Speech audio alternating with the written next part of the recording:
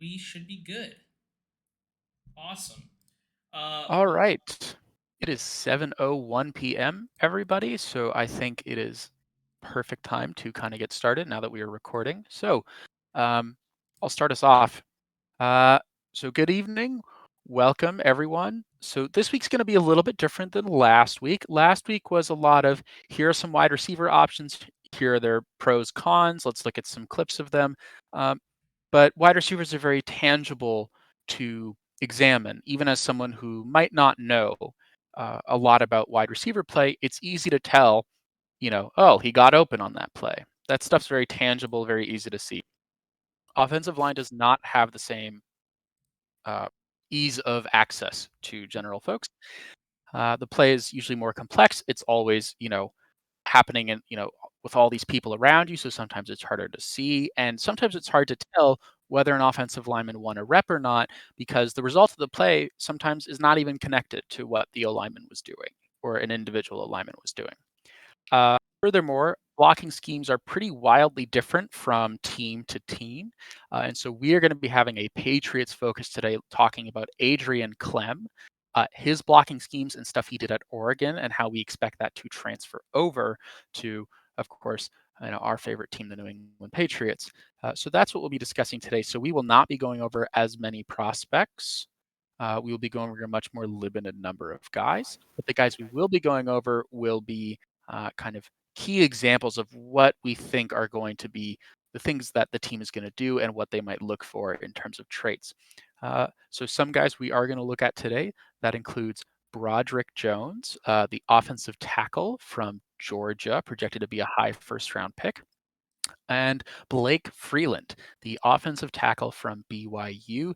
He is projected to be most likely a day two pick at his position. And if you paid attention to the combine at all, he probably had the best overall workout of any of the O linemen at the combine. He crushed a lot of the athletic testing numbers. So we'll also be taking a look at him. Uh, so with that, I will pass things over to Explosion here, and he will take it away uh, and talk about O line play. of course, yeah. And obviously, also, I did neglect to mention to you, Canada. I do apologize for this. We do also have two other offensive linemen: Darnell Wright, the tackle from Tennessee, and who's going to probably go day one, almost certainly, and Matthew Bergeron, the tackle from Syracuse, who, for all intents and purposes, is probably a day two pick. But could sneak into the back end of the first, depending on how teams kind of perceive him or if they believe that he's kind of a schematic fit. Very similar to how Cole Strange, he came into the first round, obviously back into the first round, and surprised a lot of people. But I think Matthew Bergeron could be a guy that in a very similar kind of way, comes into that first round. Also, on top of as Canada mentioned, on top of Adrian Klemm, I do believe we will also be looking at Bill O'Brien's line and seeing how that will also translate over. Yes. Sorry, Canada. I forgot. I forgot to mention this. But Work yeah, with the tools I got. but yeah, let's take a look. So first of all, so obviously we have gone through a massive offensive overhaul this past offseason in terms of coaching hires. Obviously, Matt Patricia was the offensive coordinator and our offensive line coach, and Joe Judge was our quarterbacks coach. That's kind of undergone a bit of a change, as you can probably imagine. We went from them to uh, Adrian Klemm, who used to coach the offensive line for the Steelers, and last season was the offensive line coach and run game coordinator for obviously the Oregon Ducks. Also, former Patriots draft pick. Yes, former Patriots draft pick. And we will be talking a lot Adrian about. Clem has the distinction of actually being the first Patriots draft pick of the Belichick era. Yes. Uh, on top of that, so he's going to be probably almost definitely our offensive line coach. I mean, he is our offensive line coach, but he's also probably going to be our run game coordinator because Oregon had a very interesting um, offensive line alignment and kind of the scheme that they ran was very interesting, and we'll obviously get into that in just a minute. Um, And then obviously we brought in Bill O'Brien, who's going to be our offensive coordinator and our quarterbacks coach. And they had their own scheme at Alabama. Obviously, very well known guy. Used to be in the Belichick system. Coached at Penn State before coming into the NFL, and then worked as the head coach of the Texans. And then last season, obviously, he was the offensive coordinator for Alabama. And so they kind of have a very interesting view on how they're going to be using offensive tackles and kind of the line in general. This is going to be a lot of technical talk, so I'll try and explain it in kind of the best way that I can to give you guys the best idea and the best picture of what we're going to kind of look for, at least as far as what they did at their previous jobs. So let's start out with Adrian Klemm. So Adrian Klemm had a very interesting system in his run game, and I'll pull it up here. They had a very interesting scheme for their run game, which was essentially their priority for everybody on the offensive line is that everybody needs to be really good at move blocking. Now, what's move blocking? It's going to be anything where the line is sliding, or if obviously there's pullers. Those are kind of what sliding lines do. And so the reason they want to do this is because they love to use the screen game to open up the game, and basically they want their offensive linemen to get out in space in as quick a fashion as possible, but also to be able to get to their land marker to set up blocks for guys so that they can get downfield. And so you're gonna let me show you here. So there's actually several draft eligible offensive linemen here who also we're not going to be taking a look at tonight specifically, but could be very interesting. So obviously they love their pull tackles, their pull guards, even their pull center. I think right here. Forsyth's really good pull center. Yeah, very, very good pull center. They just love to have these guys moving in space, even on passing downs. Like even if they're not going to be doing like the screen game, they love to be able to move those offensive linemen, and really just confuse the defense, especially if because in this game specifically, but also throughout the season, they face teams who ran these very exotic stunts. Stunts are essentially where you're going to be moving the defensive line around, so they're not going to be specifically down blocking, but they're going to be coming around the outside. Especially with Georgia, what they did a very interesting stunt where they would shoot the edges inside, and then the defensive tackles or the interior defensive linemen would stunt around the outside around the tackles. So it created these kind of chokeholds where the tackle is engaged blocking this guy, meanwhile the defensive lineman's coming all the way around, and this guy's getting caught up with all of that business. And it's a very interesting scheme. You don't see a lot of guys run this, but Oregon and Alabama were very effective in their blocking scheme in terms of creating the lanes for running backs to go through with multiple lead blocking offensive linemen. So they love to have these kind of move guys getting out there and getting into space. And you're going to see it here, I think, where that affects it in the screen game, where you're pulling the tackle outside and moving him out into space. And you can see, for an offensive lineman, he is moving. That's a running back, and he is running stride for stride. It's really good stuff. Now, TJ Bassis, who is this left tackle, is somebody I really love, and I think somebody who the Patriots could target as a day 3 kind of a guy.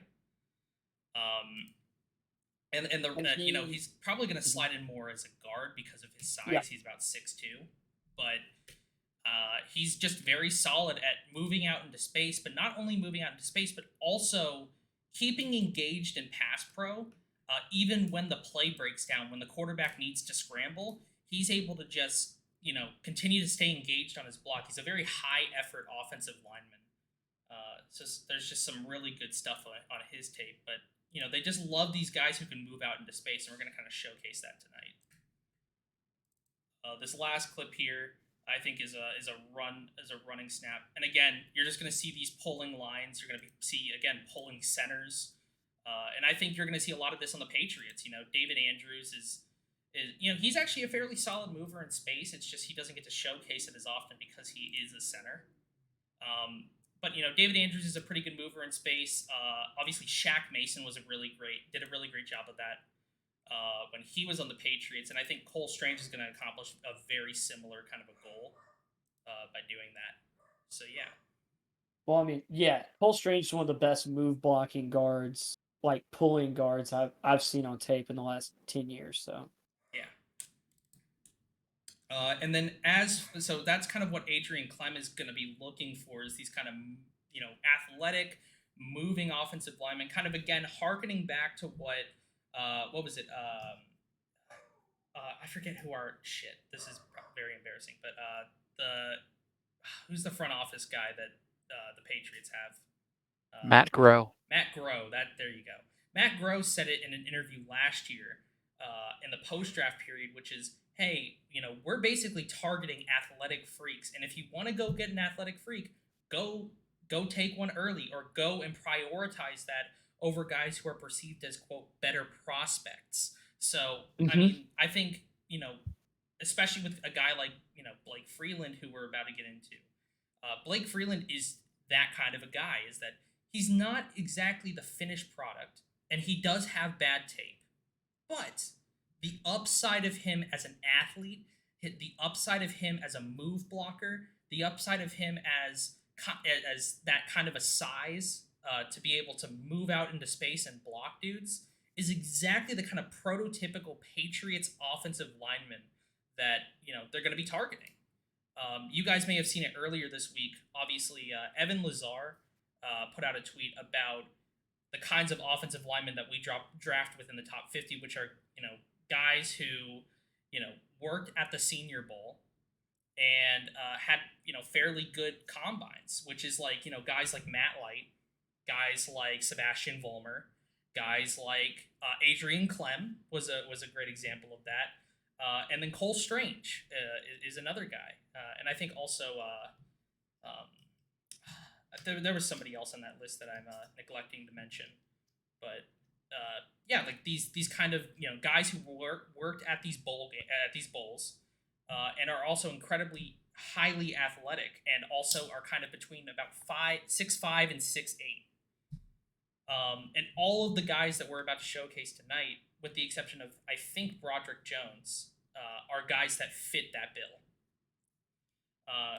So we're going to get into Alabama here really quickly. And Alabama was really interesting in a kind of different way, which is, like, they still love their pull blockers, and they still do this a lot. And I think that's kind of what they're going to be emphasizing, is guys who can move well in space and are good blockers as move blockers. But also, they're going to be asking their tackles to basically be on an island by themselves. So, when you're doing offensive line blocking, it's not just you're coming down the field blocking a dude, right? You're not immediately down blocking. There are gap schemes, there are zone schemes, there are man blocking schemes, and all of these basically are just offensive line adjustments to tell the offensive lineman where they need to be. And so you'll hear a lot about tackles specifically getting to their landmark, which is when I'm lined up on the offensive line, on the line of scrimmage, I want to get to, let's say for a hypothetical, I need to get to this R. How do I get to this R in as little steps as possible and cover as much ground as quickly as possible? And so, like, you're going to get a lot of, with Bill O'Brien, the tackles essentially being on an island by themselves.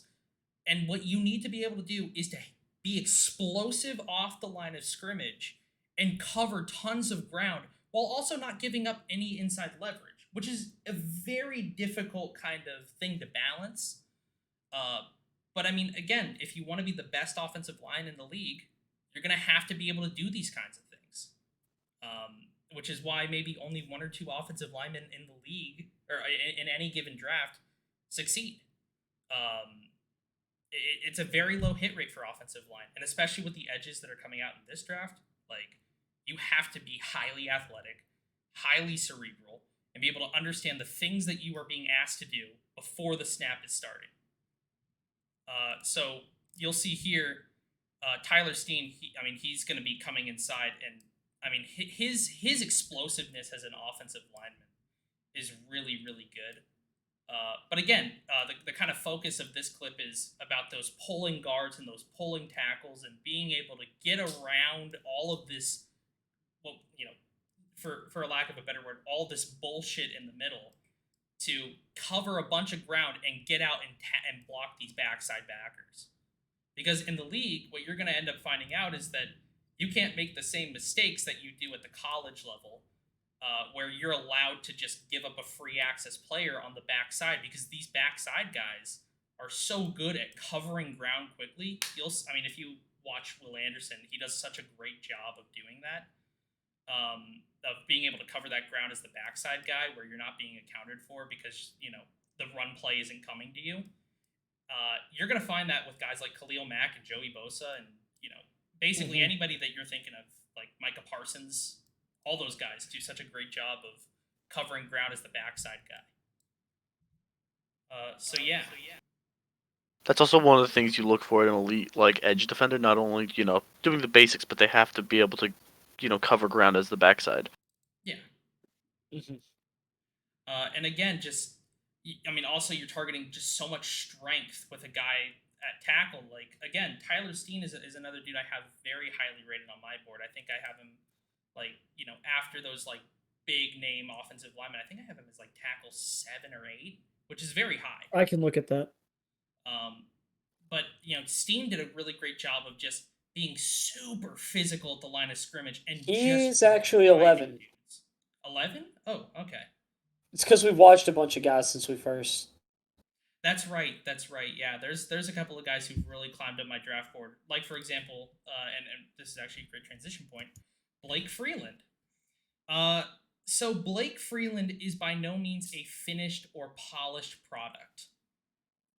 But the upside of him being super young, hyper athletic, and he's got some bouts of tape where it's just wow. His ability to move in space and just be such a physical dude, it's incredibly impressive. And so I'll lead off with this clip, which is maybe my favorite clip that I've seen from any of the offensive linemen in this draft, where it's going to be kind of an outside zone, or not really an outside zone, but basically a power concept, where the running back is going to be kind of leading himself to look a bit like an outside zone, but kind of come upfield and stretch into this. And he's actually going to, I think, bounce back this way, which is going to kind of look like a counter, but it isn't a counter because there's no pullers.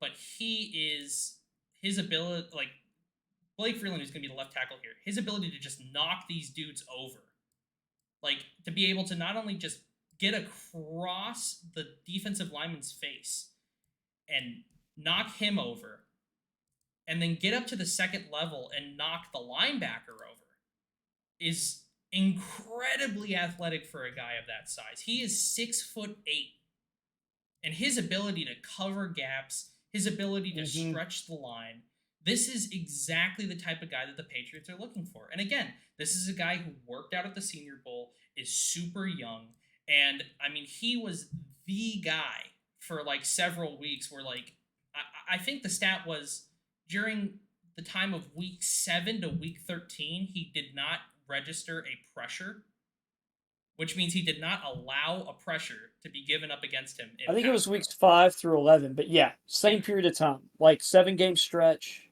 where he just was perfect. Yeah, that's really, and his run blocking's better than his pass blocking. Exactly. Yeah. But yeah, his ability to just move in space, stretch the line, and be able to move up into that second level is some of the best in the class. He ran a 4.9 at the combine, which is incredibly impressive. Insane for his size. Yeah, insane. And his other testing numbers are at the top or almost at the top. The best vertical leap for an offensive lineman in the history of the combine, or at least for a guy over 300 pounds.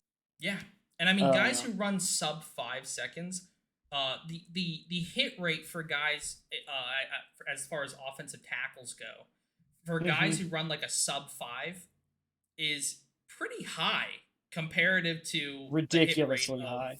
Yeah, it's a ridiculously high because teams are going to covet that ability to move out in space. I mean, I think obviously Lane Johnson ran like a 4.7 at the combine, and he's one of the best, if not the best, offensive tackle in all of the NFL. Trent Williams as well. And I mean, I think our comp for him Tristan Wirfs. Our comps for him was Colton Miller. Miller, who was very, very good in the NFL. Ran a sub 5 second 40, and was just very dominant at TCU. And obviously now he's doing it for the Raiders. And he's probably the only good thing about that Raiders offensive line. And he's one of only 2 offensive tackles or 3 offensive tackles to have a longer broad jump at the combine than Blake Freeland. So it's basically the only people we could find to comp this guy to are great players. Yeah. I mean, that's really all that there is to it. I record so many clips, I just need to remind myself of what I'm looking at. Oh yeah, so his ability to transition block, and what does that mean is you're going to have this guard come up here, and he's going to initially lead block on this guy. His responsibility here is to slide across, give this guy help so this guy can reach across and get up to the second level. And not only is he able to, and I think that is with a wrapped up hand, which means he's not able to use his fingers to be able to grip on to the defensive tackle. He's doing this with one hand, and his ability to get across that guy's face in this transition block and completely seal him off out of the gap, and that the running back eventually fires through, is really, really good stuff. Like, get across the guy's face and just drive at him. Get across, boom, and create yardage for your team. By the way, I know that the white pants might be throwing you off. This is Notre Dame. That they're playing against in these clips, which was one of the better run defending defenses in the country. Yep. I mean, yeah. This is a line. This is a defensive line, obviously, with Isaiah Foskey, number 7, who is, I mean, a very, very fantastic edge rushing talent. There's teams that have him as like a 3rd round grade, but I can kind of see him as a back end. Some people have him late first. Yep.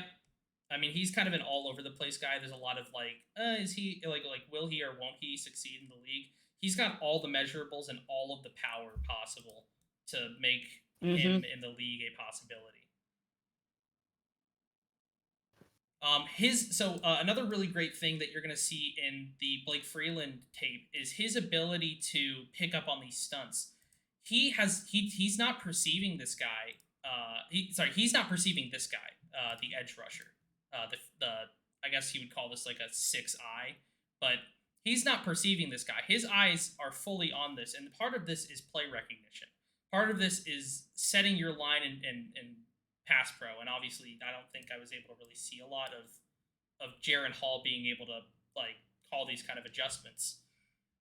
But I mean, he's full on perceiving these stunts, and the moment this stunt comes, and this is not a nobody at defensive line. Like this is a very powerful. This isn't the Baylor clips, but I mean, this is a really great Oregon defensive line. I mean, there's a couple of really great guys who play on this defense, and specifically on the defensive line with guys like DJ Johnson and even Noah Sewell is kind of a pass rushing linebacker. And he's a load. Like he's got borderline edge rusher size. Yeah. I mean, he's like 240 some odd pounds. Yeah, he's like 6'2", 245. Some people he was listed at 250 at one point. Yeah. I mean, he's able to completely seal off this guy with great technique. I mean, he's getting underneath the shoulder pads, getting around, basically bear hugging this defensive tackle. And this guy's probably, I mean, just kind of eyeballing it, probably about 310 pounds. I'm going to say he might be more than that. Yeah. That guy looks like a load. By the way, what he's reading there on that stunt and how he knows. Look at that, or I guess you would call him an end or 6 eye in front of him. You see how his inside leg, his left leg is angled. He's reading that and sees that stunt coming because of that. Yeah, I mean, just intelligence to boot, and Mhm. it's just really great stuff. And then this last clip here.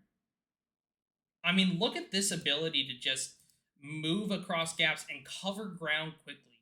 Again, this is another stunt where this is actually DJ Johnson. He's going to come inside and stunt inside while this guy comes Mhm. back outside. I mean, his ability to come. Oh wait, well, actually, I got that wrong. But anyways, this guy comes across. This guy actually stunts inside, but this guy comes back across. His ability to just cover that ground, read him perfectly, stay stout. I mean, he looks like what did you say, Blind Eye, when we were watching him? He's like a sequoia tree, like among trees. Well, He's a sequoia. I call no. DeJuan Jones is a sequoia because he's just huge. Blake Freeland is a redwood tree, which they are also huge, but they're way taller. But like when it's like he roots down really well. Yeah. Like for a guy who's as long as he is, it's like you just don't see him get like out leveraged, like and uprooted on tape. Yep. And I mean, part of offensive line play, you'll see guys initially get knocked back, but a tackle's ability isn't, well, I mean, hell, just about offensive line in general. It's not about achieving absolute perfection. Now, if you are the perfect tackle prospect, then I mean, obviously taking number one overall. But it it's about doing just enough. And if you can, be knocked back by these larger edge rushing talents or be knocked back Mhm. by these giant defensive tackles and you are able to plant those feet in the ground and root yourself Mhm. and completely stonewall the defender, or hell, even if you can't do that, be able to transition in such a way where you seal him off from the quarterback and keep leading him upfield, you've Mhm. done your job to perfection. And I mean, you'll see that with the Blake Freeland tape. I mean, you've seen that with the Blake Freeland tape, but you'll see that as you're watching him. There's no clips that I have of that, but he's able to do that on a very consistent basis. So was that Johnson, that Oregon edge there, that he DJ, was stopping? Was uh, that DJ? yeah, DJ So Johnson. DJ ran a 4.49 40 at the combine. Yeah. And when his hands in the dirt, he's really explosive. Mm-hmm. So keeping in front of him is really solid to have on tape. Yep. And I mean, it leads to a completion and it leads to a touchdown. So I mean, it's just really great tape from Blake Freeland. And again, this is going to be a guy who is kind of regarded as just outside of that tier of like great offensive linemen in the draft, where like it's going to be Anton Harrison, Parrish Johnson, DeJuan Jones, Broderick Jones, Darnell Wright, guys like that. So, question coming in from the chat here about Blake Freeland. We've seen a lot of his positives, but if it was all positives, obviously he'd be higher on boards than he is, given his crazy combine testing. Mm-hmm. What would you say are some of the negatives to Blake Freeland that bring him down boards? Well, if you ask me, I think some of the pass blocking tape certainly needs some help in terms of he has a difficulty facing power rushers when he is scared about like speed rushers. Like so he's very nervous about getting out to space on time, and he shouldn't be because he's very hyper athletic. But he really wants to get out into space on time. And sometimes you'll see it where he's going out there in space and then like this giant massive power rusher hits him in the face and knocks him all the way back. Or sometimes, he kind of doesn't read that second level too well. So if you see like some of those stunt blitzes where a linebacker's coming in when he's lined up at the second level, sometimes he won't perceive that, which can lead to him just kind of. I mean, there's one clip of him that kind of gets passed around of he straight up does not perceive the guy, and the guy basically walks past him. I mean, just rolls past him. Yeah. Yeah. And even on this play, like him picking up that stunt to the inside, like it shows his lateral movement, but you could argue there's a misread here because the guard was having to try and kind of roll out here and then just doesn't because he can't. Yep. That probably should have been the guard picking up the edge and him picking the linebacker stunning outside. Mhm. So it's one of those where like you could use this as like it's good tape, but it's also not ideal tape. Yeah. So Yeah, I mean, you'll see a lot of times, like especially with these, like, and again, I think a lot of this will come with time and being able and like being experienced uh, mm-hmm. in reading these defenses, where you'll see these more veteran presences on offensive lines. Specifically for us, it's like David Andrews. Like you notice, like with David Andrews, we were able to pick up stunts and be able to set our protections a lot better than when James Ferentz was starting at center for us last season. Uh, you'll see that with tackles, you'll see that with guards, you'll see that with centers in terms of because of the experience they have, they are able to diagnose blocking concepts and be able to set their own protection and not have to rely off the quarterback. And one other thing that's kind of is he's playing at BYU, which BYU plays some good teams. Like they scheduled Oregon, they scheduled Arkansas this year.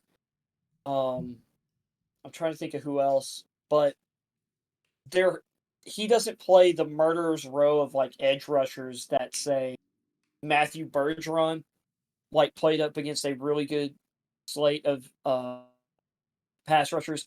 Darnell Wright played against probably the most insane slate of pass rushers in the country, at least in this draft.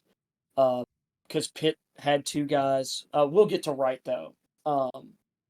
But Freeland, one of the knocks is maybe consistent level of competition. They also played Baylor this year. I mean, they had a good schedule. It just wasn't as elite as some of the other prospects. Exactly. Yeah. And we'll actually move into Darnell Wright. That's the next guy I have on my list. And Blind Eye is actually himself a Tennessee fan, very avid. And I mean, he watched every snap of Tennessee's season, so he can tell you a ton more about Darnell Wright and his ability than even I can, even though I did watch a lot of his tape. But yeah, Darnell Wright, I mean, probably in terms of a stat line, and you don't get to find out a lot of these, you don't really get to comprehend a lot of the stat lines that these guys have. Darnell Wright had maybe the most dominant pass protecting season of any of the offensive linemen. He gave up one pressure the entire year. We got a question in chat from Roger Goodell. Who out of all the top O-line prospects would fit in New England the best? I think there's several. My favorite is Broderick Jones, but I think any of the guys that we're kind of showcasing tonight are guys who can go to the Patriots and I think succeed at a high level. I think we'll get into that once we've kind of gone through these guys. I would argue that Darnell Wright is actually the quintessential New England Patriots tackle in this draft. Yeah, there are so many tackles in this draft that actually could be a New England Patriot. It really just depends. Like, you almost have to break it up. Okay, we're looking like round one, we're looking like day two, like where are we looking? And actually, I think Darnell Wright, for as great of a season as he had, I actually think he doesn't have as many of the tools as maybe we were looking at. Where like, I mean, maybe you could speak to this Blind Eye, but I didn't see a lot of really the pull stuff from him. That's not part of, or that's not a huge part of Tennessee's offense. Yeah. And that's the one thing with evaluating players sometimes guys don't get the opportunity to show stuff on tape. Because right at the combine, at 6'5", 335, ran a 5 on 140. His 181 10-yard split wasn't insane or anything, but it's still really good. Really good for a guy who's 335. Yeah. He's really powerful. I mean, his build, he's one of those guys you'd say is built like a sequoia. Like he's really thick. And Jim Nagy Senior Bowl president, like the guy who runs it, said during the season, like multiple times, that Darnell Wright was the guy who made the most money in this year's draft class, had the biggest rise, in his opinion. Yeah. But we can get into that. But there's not a lot of pull blocking from him and really from the tackles, because that wasn't really how our offense operated. Mm-hmm. And I'll say our offense is really fast. So there's also stuff where like you might not see him push guys way out of the play, and that's actually because of scheme, because we're trying to be really fast. It's like see your guy out, lock him down, and then get back to the line of scrimmage so we can run the ball or throw the ball. Yeah. You know. And I mean, this is a really great example of actually one of the things that I think he would be very good at in a specifically Bill O'Brien system, where, again, we were talking with regards to the Alabama offensive line about how the tackles were kind of left on an island to defend themselves. Now, here, the left tackle doesn't get any of that, but he's being schemed up where he's actually getting help. The right tackle, because he was Darnell brand Wright, new. yeah.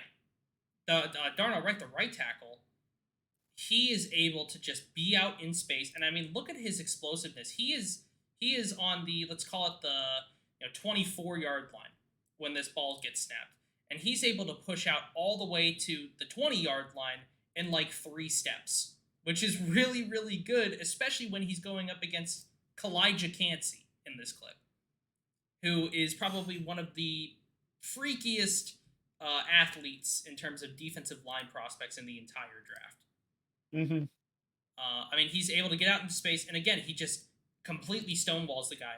He tries to speed rush him. He tries to get interior. He tries to, hand battle with him. There's nothing this guy is able to do to get past Darnell Wright. And again, Darnell Wright gave up 1 pressure the entire season in pass pro, which is crazy, crazy good. Especially considering like their schedule, Pittsburgh, which has 2. You have Cansey and Baldonado. Mm-hmm. Florida, Brenton Cox Jr., who's in this draft. Alabama, LSU with B.J. Ojolari and Ali Gaye. Mm-hmm. Alabama with Will Anderson, and then probably top 10 pick next year, Dallas Turner. You also have Georgia, where he went up against Jalen Carter. I believe that Nolan Smith was injured for that game, but also what was the other guy? Beal Mm-hmm. was their other. Missouri with Elijah McGuire, South Carolina, and then you also have Clemson, the bowl game where he went up against Brian Bresee and Jay Henry. And actually, speaking on, one of the top edge rushing prospects in the draft, he goes up against Will Anderson in this clip. And initially, he does actually get beat. So he does get pushed back. He gets pushed back about to, let's call it the, whatever line this is. Let's call this like the 31, right? But what he does a great job of is when he gets to the 31, he then puts those back feet in, like the backs of his feet into the ground and just roots himself. And it basically just stonewalls Will Anderson, because Will Anderson thinks, oh, I'm pushing this guy back. I'm just going to bull rush the rest of the way, and I'm going to get to Hendon Hooker. And Darnell Wright does a great job of recovering and just planting those feet in the ground and completely stonewalling Will Anderson. And again, like when you watch Will Anderson physically dominating, incredibly fast, just such a cerebral mind. His ability to, as a technical player, is probably the best edge rushing prospect we've seen in the last couple of years. Like, with regards to Micah Parsons specifically, he was kind of seen more as an off-the-ball linebacker who did edge rushing stuff. Whereas Will Anderson is a pure edge rusher, and this is what he specializes in, is being able to just blow by dudes. And he's so, like, powerful for his size, because he looks a little smaller than these tackles. Well, he is lean. Like, he's 6'4", like in the 240s. I think he might have been at 250 combine, but he's not like the thickest pass rusher. And he's known for his speed and quickness. The thing that a lot of people underrate, and I think what is the most special part about Will Anderson's game, is his speed to power. Like, he is incredible at generating like contact power Yep. and knockback, which allows him to then use his agility and explosiveness to then finesse people. But he has initial power that's really special. Yeah. Wright being able to weather that and then lock him in, like lock him out on the plays, really is really special. And he does this multiple times throughout this game. I mean, Anderson, like once again, Anderson doesn't get a sack. Anderson gets sacks on everybody. Yep. On this play, he's going up against, I want to say this is KJ Henry, and he, in the run game, just chucks him. So this is going to be kind of a sliding line. Well, actually, this isn't kind of. This is exactly what that is, a sliding line. And, I mean, he takes this guy and just throws him. I mean, his strength, and he's not getting a lot of, like, I mean, he's not building up to this. This is 2 steps, throw. And I mean, that is so, so good. And then pancakes the guy. Yep. And he's not crouching into that. Like, he's not launching into that. I mean, he's just tossing it. And KJ Henry's the guy that we really like. Yeah. I mean, just like, incredibly no quick slouch. and technical. And very underratedly powerful as well. Yep. I mean, that's a 260-pound defensive end. Yep. And then on this clip, again, he's going up against, I think this is Byron Young he's going up against, where I think Byron Young will stun out this way. No, sorry. But he just plows him inside. Yeah, this is probably something that he was the most, like the best known for in terms of his run blocking stuff, is they love to run these kind of like, it looks like inside zone, but essentially it's like an outside zone concept where you're basically stretching past the tackle. What he does a great job of is, I mean, look at the size of him compared to this edge rusher and his ability to basically bear hug a guy and then just stuff him into the rest of the line and create all of this traffic jam where these interior guys are, I mean, they can't do anything here. I mean, he gets upfield, grabs you, and then just drives you into the pile, and he's still driving. Like, that is so, so impressive from a film watching perspective of, like, this guy is so powerful. But yeah, I mean, just his ability to do those things and I mean, do it consistently is just fantastic. I mean, it's really great stuff.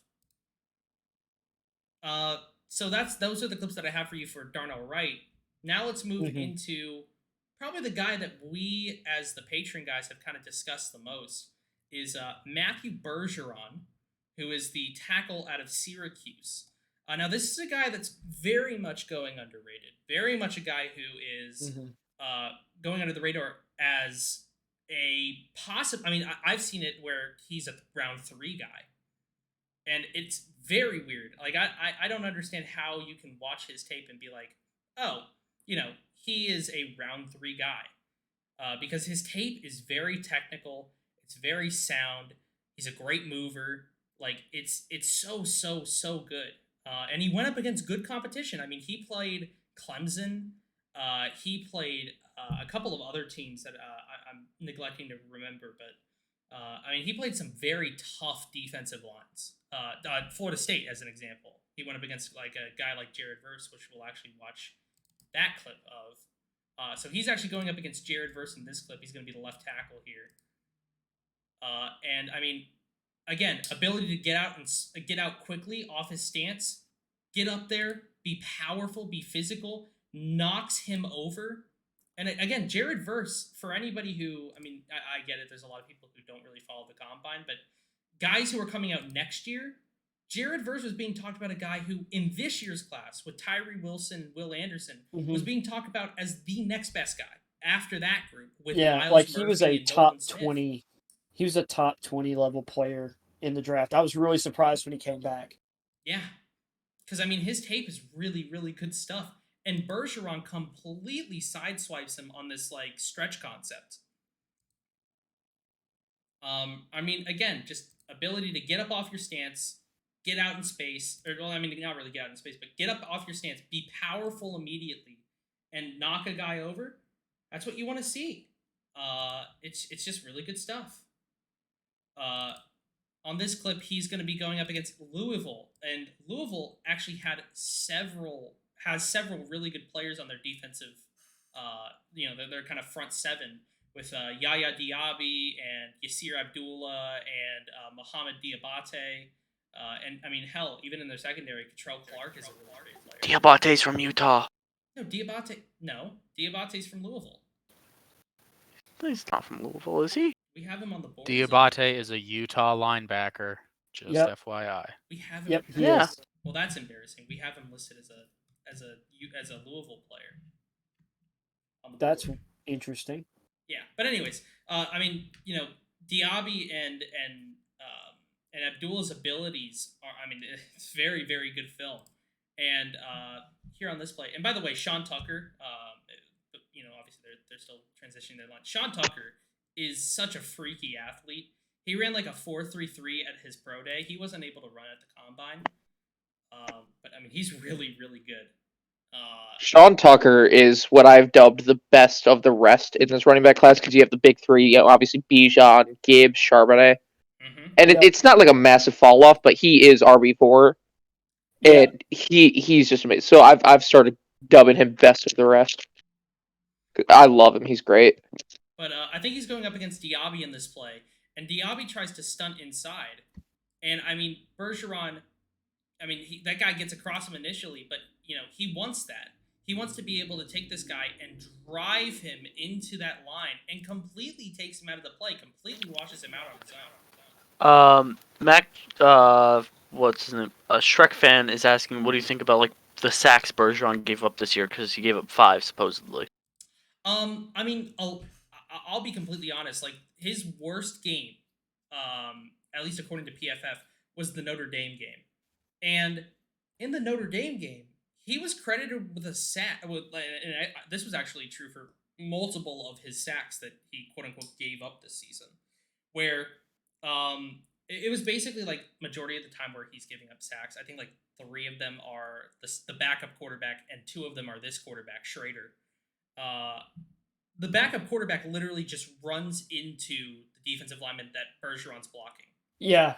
I mean, it's embarrassing, like that was given as a sack, because I mean, Bergeron has Foskey just squared up perfectly, and the quarterback ends up just running into him while he's engaged on the block. I actually wish we had that clipped so we could show. Maybe that was something we should have thought about. But I'll second what Explosion's saying there. Several of Bergeron's sacks this season, I think, were just unfair.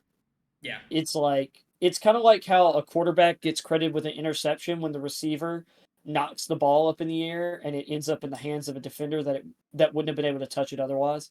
Yeah. I mean, Bergeron was consistently very good this season, and I mean, like 3 of his sacks that he gave up, in my opinion, at least, maybe, because I'm not a guy who is exactly, like an offensive line coach, right? So I don't know, and especially like with offensive line being as scheme dependent, like as schematically weird as it is, you don't know what the guys are being asked to do. You don't know what their assignments are in the pre-snap. But like, you watch it and you're like, how is that guy being credited with a sack when he did nothing wrong? Or like, especially when, the offensive lineman's being told, hey, you're just going to come back and just try and like protect the pocket, right? And then the quarterback ends up rolling past him outside of the pocket where he gets grabbed by the defender that he is engaged in a block with. So, I mean, sacks given up are very finicky. Now, like, there's a lot of stuff where, like, guys just get physically outmatched. But for the most part, it's just, like, you can't give a credit, like, you can't credit a sack to a guy when he's engaged in a block and then the quarterback makes a stupid decision and runs into him, right? Yeah. So, PFF does the same thing with, like, run blocking grades, where if a running back decides, I'm just going to run into the back of a lineman or run directly into a guy someone is blocking, like, sometimes it's because, oh man, he pushed the guy in the way, but sometimes it's that the running back just makes a bad decision. It's like, is that on the lineman? Like, he's got him sealed outside and he just runs into the back of him. Or the running back is trying to shave like a 1/10 of a second off of him being in the backfield and tries to scrape off the tackle, which basically means get as close to the tackle as possible and just like basically just get up next to him and try and accelerate off of that. And sometimes that works out, and sometimes the defender is able to just make enough momentum or gain enough leverage where when he's scraping, he's able to like grab the running back Or So- push the lineman into the running back. Yep. But yeah. So on this clip, this is the Clemson game where he actually played very well. I mean, he's going up against Miles Murphy in this clip, who is kind of he's a bit of a weird one. Like everybody, like there's some people who have him ranked in the top 10. There's some people who have him ranked as a back end of the first. But I mean, Miles Murphy's tape is undoubted. Like very, very good stuff. It's just about where will he go in the top 32. Murphy's very powerful. Like, not the bendiest guy, but he's really strong. And he's got a high work rate. Yep. And I mean, he's probably in the league, because of the lack of bend he has, is probably going to profile as more of an end, a defensive end, rather than a true no-kidding edge rusher. But I mean, his ability to gain interior pressure, his ability not only to gain interior pressure, but also like maul these guards, which like guards are kind of seen generally as a less athletic position than tackle. But I mean, his ability to exploit kind of these mismatches, not only with guards, but also with tight ends and running backs. I mean, he's such a physically powerful player. And I mean, Bergeron is out here on an island for a good like 2 or 3 seconds. And he completely stonewalls Miles Murphy, not getting pushback, not getting, not getting countered in any of his blocking, has him under the pads, perfect technique. Honestly, he doesn't even need the help that ends up coming over. Yeah. I mean, it's such good clips of him being able to block high tier edge rushing and defensive line talent. And then on this clip, I may have started it a little early, but I mean, again, ability to recognize and pick up on stunts and then just completely stonewall the defender. I mean, he gets him underneath the shoulder pads. Again, the ideal position is the tackle wants to be able to get under your shoulder pads and drive you upwards where you're not able to get into the ground and drive on the tackle as an edge rusher. And like he does that so well. There's so many clips where he's just technically a fantastic player. Just really good fundamental football. And so yeah, that's kind of the story of Matthew Bergeron. Again, a guy who went to the Senior Bowl, very young, very athletic, and had a pretty good combine relative to the other tackles. And I mean, I think could absolutely be a top of day 2 guy. I mean, hell, he could go before 46, to my mind. No, absolutely. I'm of a firm believer that he will be gone way before the Patriots' second round pick. But if he is there, sprint to the podium with his name on your card. Yep. And then to full-time's point, you have Cole Strange, who is a guard but scored just ridiculous athletic grades.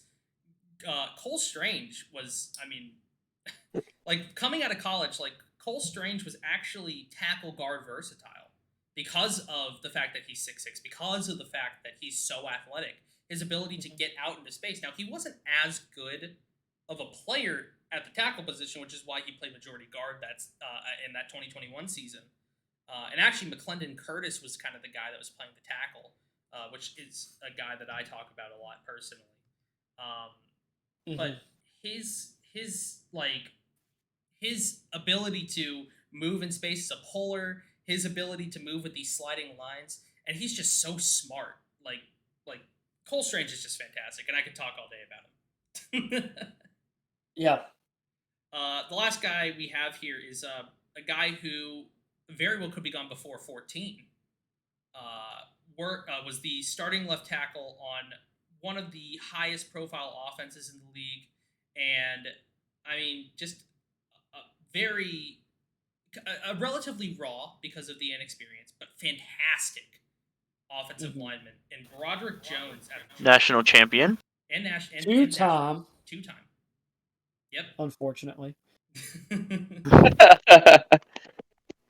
Hall But fans, sorry. he was so he actually started half of last season Hmm. in lieu of Jamari Salyer, who is a fantastic player in his own right. Jamari Salyer ended up missing some of the season with an injury, and he actually plugged in at left tackle and played some of their toughest games.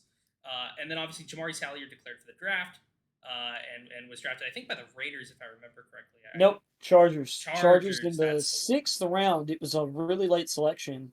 Yeah. I think it was 6th round.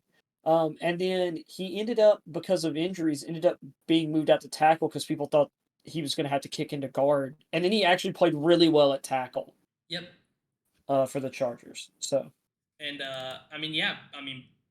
Broderick Jones ended up starting half of last season and basically has about a season and a half of work. And I don't think that's anything that is to do with him, and I think it has everything to do with the fact that Georgia consistently produces fantastic tackle prospects and offensive line prospects in general. Hell, the other tackle is also draft eligible and is being talked about pretty well. Yes. Warren McClendon. Yep. Not to be confused with McClendon Curtis. Yeah, the fact that there's two McClendons in this class and one of them's a first name, the other's the last name is just weird. Yeah. But he is so one of the criticisms of Broderick Jones is the lack of what PFF calls true pass sets, which are when you have 4 down linemen and you are not sliding the line and you are by yourself, which is a very narrow-minded, subjective way of looking at how offensive lines play, where I can understand the sliding line part, but part of setting your protections is actually getting help, right? So, in a lot of instances, you're going to want that guard help because otherwise the guard's just going to be standing there looking like a dope, doing absolutely nothing. Yep. So, and on stunts, you might put hands on 2 different people. Yep. By PFF standards, you would be considered getting help, when in reality, you're passing off a one-on-one assignment to eventually be one-on-one for someone else, and you're taking an assignment that eventually will be one-on-one. As we've seen with some of the stunts, like this one right here, where Bergeron ends up one-on-one with an interior player who is stunted outside. Mm-hmm. And on this, so we're gonna start out with this clip. So I started out from the sideline clip because I want you to be able to see the ground that Broderick Jones is able to cover to get out here in space, because this is gonna be I forget what the no, I don't forget. I believe it's just called a comeback. It's essentially a comeback screenplay. It's a wide receiver funnel screen. A funnel screen. There we go. That's the word. Tunnel. Yeah. Yeah. And so the tackle's gonna, kick out here, and I mean his ability to move out into space and not only get out into space, but also get the block off. And I mean that's a crucial block on this play, because I mean if he doesn't block that defender is able to tackle Brock Bowers. Now maybe he isn't able to tackle Brock Bowers because it's Brock Bowers, but in any normal system that the defender is able to get to the receiving option because of just how hyper athletic NFL talent is. But you're going to be able to see, I mean, off the snap, able to just move quickly, get out there, seal him off, and I mean that play goes for probably 6 more yards than if he wasn't blocking that. Very good mover in space. Again, something that we were talking about earlier of being a schematic fit and doing what needs to be done. From a schematic point of view. Very powerful player. On this play here, let's see here. Again, I record so many clips I kind of forget what we do. Oh yeah, he's a great puller and mover in space. I mean, look at how fast he's moving here. It's freaky. Like, I know that he doesn't necessarily get a hand on anyone on the play, but one of the reasons we use this clip is just to show how fast this guy can move. Yeah. And that kind of weight, when it makes contact, launches people. And I don't know if I have the clip necessarily, but there's a clip where he gets out into space on a screen. Actually, maybe it is this clip. It might be this clip where he gets out into space and completely decks this poor corner. I mean, this guy doesn't stand a chance. Oh, well, I guess it's not this clip, but his ability. He has this one Yep. play against Florida where he moves out into space, and there's this corner that's sitting out here on the boundary, and he drives at him and completely pancakes the guy. It's really good stuff. But on this play, he's going up against that. I mean that this may actually be Gervon Dexter, but like he's going up against Gervon Dexter, or at least the Florida defensive line, which was regarded as one of the best defensive lines in football, just in terms of talent. And I mean, he gets across his man's face on the sliding line, and again, going back to the whole true pass sets, this would not be counted as a true pass set because it's a sliding line, despite the fact that it fulfills all the other requirements, which kind of shows the subjective nature of PFF. Anyways, but his ability to get across his man's face and get underneath the shoulder pads, and that guy's completely stonewalled. It's really, really good stuff. I mean, it's He's able fundamentally to- sound tape. Yeah, he's able to get over and then swivel and take that center like area away. Like if that had been a run play to that spot, that running back would have run right through that lane that he creates by swiveling in front of the defensive lineman. Yeah, it's really good stuff. And then this is the final clip we have of Broderick Jones, where again, sliding line by himself, gets across his man's face, and that guy really is trying to extend and get long and try and get across here. But Broderick meets him at his point, and he's able to not only just drive him, but then completely pancake him and seal him off of this play. It's very, very, very good stuff. I mean, I personally, if I was the Patriots and I had the choice of any of the three tackle options, Broderick Jones is my guy. I love Paris Johnson's clips. Very, very sound technically. Played as the left tackle on probably the best offensive line in the country. And was left out in space a lot. But I just think his physicality and his upside and everything is so fantastic about Broderick Jones. He's the perfect medium between a guy like Paris Johnson and a guy like Peter Skoronski.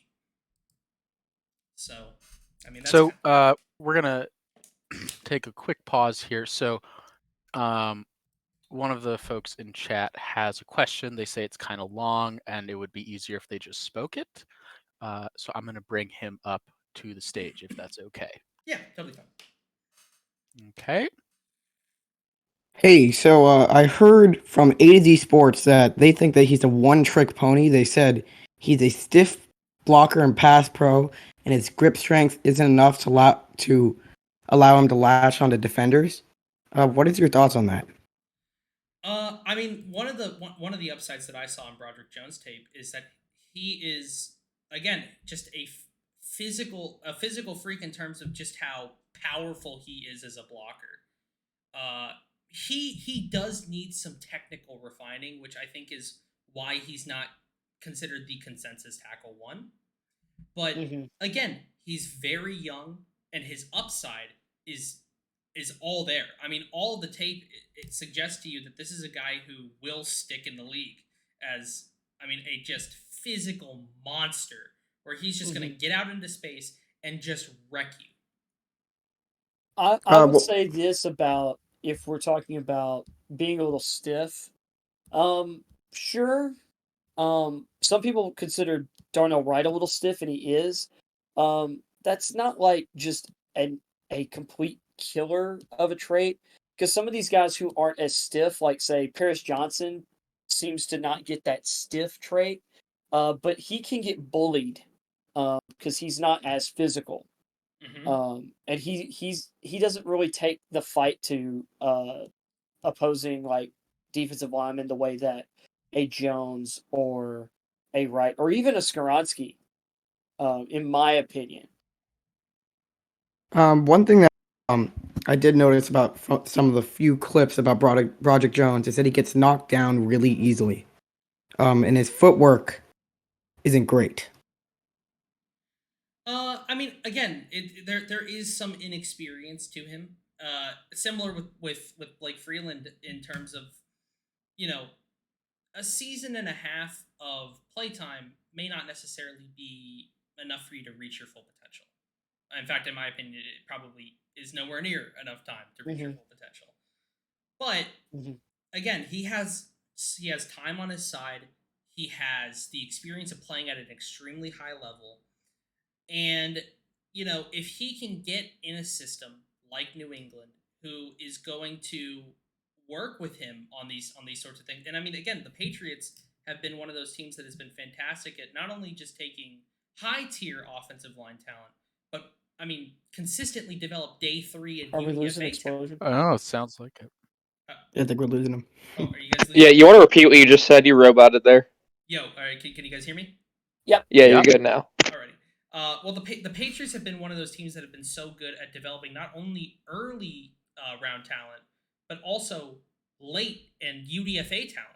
If you have a guy who has all of the tools that you're looking for as a star tackle, right there at the top of the round, at the top of like in the middle of round 1, why not take him? Why not take him and develop him?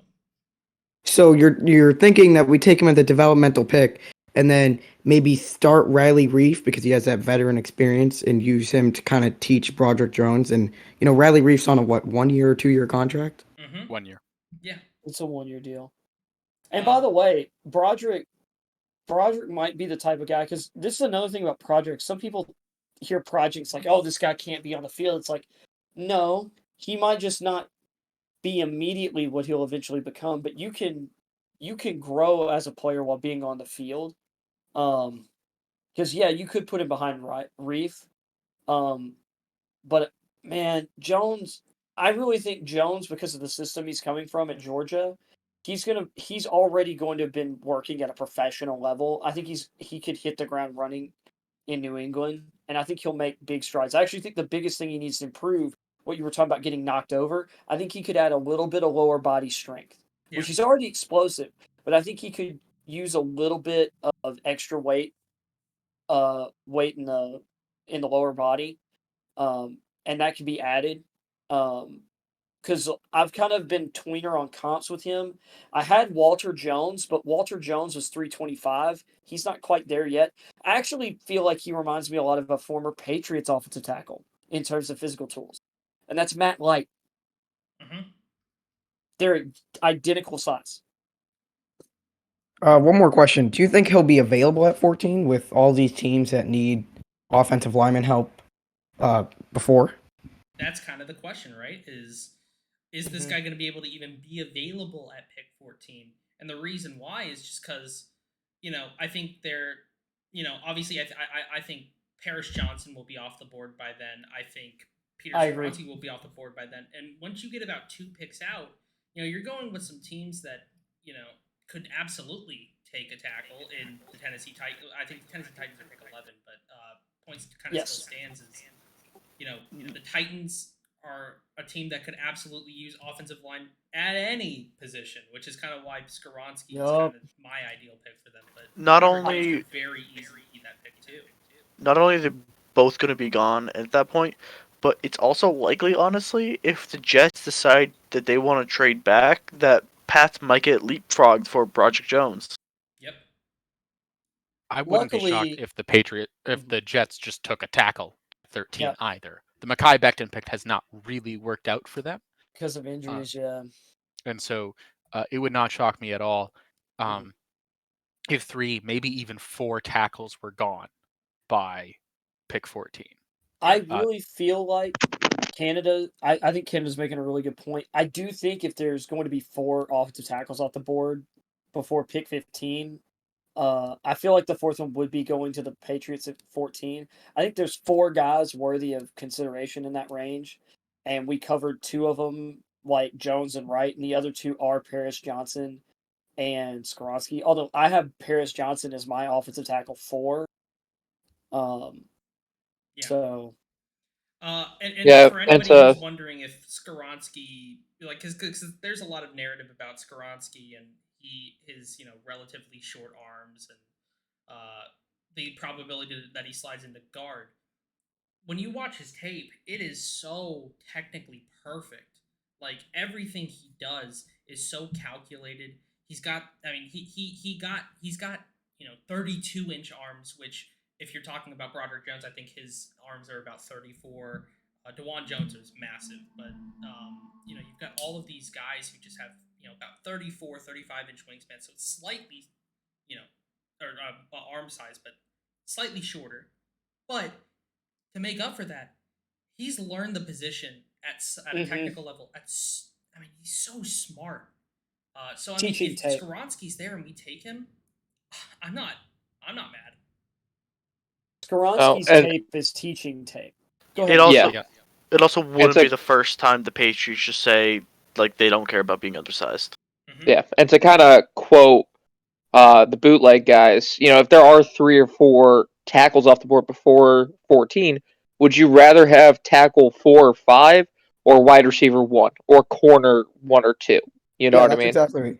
exactly what I think. Mike Vrabel, you said Darnold White at 14. I think in that case scenario, we probably take a corner because I think probably one of the 2 best corners will be available, or Zay Flowers, because those are also like really big needs. Yeah, no, absolutely. I think y'all could use like some size at the corner position. There's actually, there's a number of really good corners in this range. My thing is, I actually, and I'm setting my Tennessee homerism aside for this. Like, there's some other guys I'm probably a little higher on because they're Tennessee guys. I legitimately think Darnell Wright, if someone took him at like in or at the back end of the top 10, he has like he has elite tackle tools. Mm-hmm. Like, and I was going to say for the Patriots, he might not be tackle 4 for the Patriots because in my opinion, he checks at every box of all the elite like tackles for the Patriots. Other than maybe like the crazy height, like that's one of the things I think Freeland checks a lot of. But Wright went to the Senior Bowl. Wright has positional flexibility because he played at right tackle and left tackle in college. He was a left tackle before getting moved to right tackle. And the reason the Vols moved him to right tackle is because everybody was throwing, like Anderson and Cox and all these guys play off of up against right tackles in the SEC. They tend to put their number 1 guys against the right tackle. So they moved him to what they believe to be the premium position on the line. Yeah. He's also got that height, weight, like he's 6'5". Patriots, their best guys, Matt Light, Nate Solder, Sebastian Vollmer, Trent Brown, they're all 6'5" and taller. A lot of those guys are over 320. I really think he just fits the bill for right tackles that the Patriots tend to like. Also, Marcus Cannon, I think, was a very similar size to Wright. Yeah. Anyway, All right, Yeah, thanks for I'm answering my gonna question. chime off of you. Yep. Chime off of you. Blind eye, Mike Vrabel Stan. You said he's got game experience. 2 whole seasons where he was at left tackle and then moved to right tackle. That's an extra plus in my book because a lot of times you'll hear, "Oh yeah, this guy, he can play left and right," and you look at where he played and he only played left or he only played right, and it's like, well, can he? We haven't seen that, but we've seen it with Darnell Wright that he can play both left and right tackle at an extremely high level. Yep. So I think it would be an amazing pick for the Patriots if they did decide to go Darnell Wright at 14.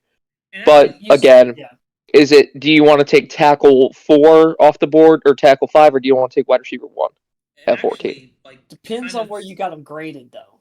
Yeah. Yep. Yeah. We don't. Well, know how the not Patriots have just these like guys tackle ranked. 4, like the 4th tackle off the board. Yeah. And I mean, there's something that it could be said that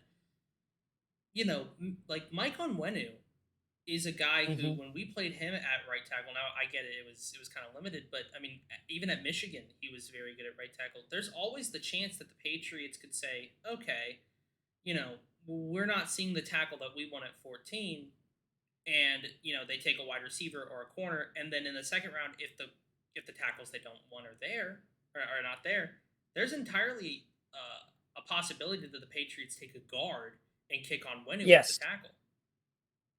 Mm-hmm. So I mean, there's multiple ways of being able to hammer this nail, and Mm-hmm. I think the Patriots are the team that if they take a tackle within the top 50 or even a guard, I think we're in a great position to be able to develop that talent. Whomever they believe is the guy at that spot.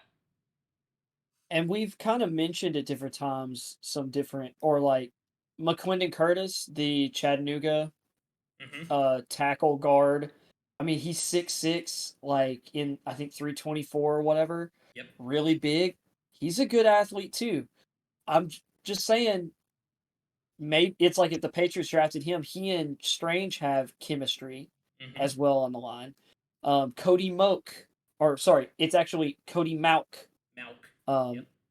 Cody Mauk from North Dakota State has tackle guard flexibility. Well, he says he can play center, and you know what? I freaking believe him. Yeah. And that was a very run heavy North Dakota State where they love to run those like 12 and 13 personnel looks where it's multiple like extra tackle or extra offensive linemen, or tackle over, or having multiple tight ends. And the Patriots are going to be running a lot of 12 personnel with Hunter Henry and Mike Gesicki. It's something that's kind of been an identity of our offense for the last however long we've been running two tight ends. Like, it's You know what? Since Bill O'Brien. Yeah. I mean, yeah, Bill O'Brien was running, if I remember correctly, I mean, it was Aaron Hernandez and Rob Gronkowski, and then that kind of 12 personnel. So, I mean, yes, it was. It's something that's kind of within our identity, and I could very well see Cody Mauk being a pick and kind of playing him at tackle with a 12 personnel look, or even an 11 personnel look with the tight end on his side. Yep, and Warren McQuindon, who we mentioned, the other Georgia tackle, who a lot of people think could kick into guard. He's 6'4", 309. Once again, he started there. Jamari Sawyer is actually my comp there. Sawyer's a little bit bigger, or a little bit thicker, but very similar. They started at tackle. People believe they needed to kick into guard. So it's like he's played tackle, has versatility. Like, once again, you're looking late day 2, probably day 3 for him. Yep. And we mentioned TJ Bass earlier, the Oregon offensive tackle. He's actually 6'4", 317. I must have been mixing him up with Forsyth because Well, Forsyth's a really good center. I think he's 6'3". Yeah. I think it was just because I probably mentioned TJ Bass, like probably kicking into guard at the NFL level. Other people have as well. Bass is I think he can play tackle. I think I like him better as like moving into a guard. But these three Oregon offensive linemen, Bass, Forsyth, and who's the other? He's towards the bottom. He's played right tackle. Malasala Amave Laulu. I mean, I would hope that none of our favorite teams draft him necessarily. Maybe pick him up as a UDFA. But the reason I bring up the Oregon guys, these are guys who your offensive line coach has coached. Yep. And if they're going to bring his style of O-line in, and that they're going to coach that way, bringing in Bass and or Forsyth during this draft would not be a bad idea. Yep. Just because they have familiarity with the scheme, almost having a leg up on your average rookie. And I love Forsyth, by the way. Yep. Huge fan of this. Well, we're huge fans of the center class. But I mean, when you're talking about this offensive line class, and hopefully you guys can see this fairly, like, it's a fairly large screen region area, but like all of the guys that I'm highlighting about here are kind of in their own bracket, where I think these guys are true, no kidding, plug and play guys who will start day one, barring they're not injured. And then after that, kind of Blake Freeland to Anton Harrison is their next tier of like guys who will be tackles, but have a couple of things that we kind of have issue with or take issue with. Where, I mean, Blake Freeland obviously is a very raw prospect. DeJuan Jones is technically not a very good tackle, but has so much size that teams are willing to take that risk. And Anton Mhm. Harrison is a horrific run blocker, but an unbelievable pass blocker. So there's teams that are willing to take a chance on that. And then everybody from about Cody Moak to, I'd even say down to Nick Saldiveri or Warren McClendon, are guys who are kind of that day 2, maybe fall into day 3 kind of guys that will be very good. Like they're already on a very good plane to be able to play within 2 years. And then everybody after that, I think, is And like, Steen might be able to play year 1.